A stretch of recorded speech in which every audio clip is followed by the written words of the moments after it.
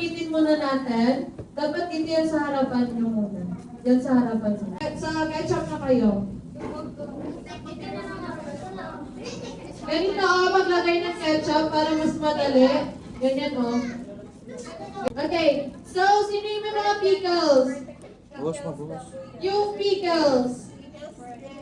How about the pickles? Kung hindi nyo din gusto ng pickles, skip it.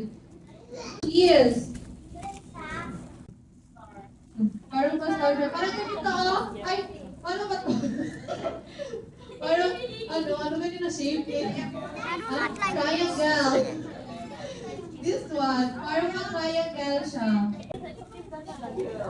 Lagay na yung heels. And then, ilagay sa gitna yung yung cheeseburger nyo. Ilagay sa gitna. Ilagay sa gitna ng router. Ilagay yung kay Kuya Tres. Sa gitna nyo. Sa gitna. Tapos, ganito. Tapos, ipo-fold nyo.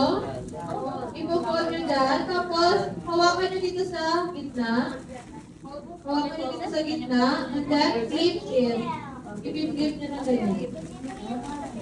Clip it. Yeah, tapos, i-rock mo siya ng ganyan. So, di ba, pag after nyo sa flip, Sa ilalim. tapos, pagpili nyo siya ng ganyan, Bila, other one. pagpili nyo siya ng ganyan, tapos, dito, ganyan ipo-fold nyo siya dito sa gilid. Ipo-fold nyo sa gilid. Yan!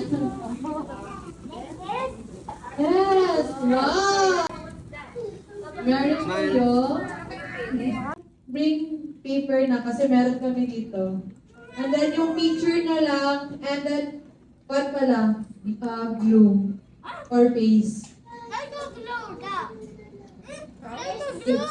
Yes. Tomorrow pa yan. For your family. Or your loved ones. Be quiet.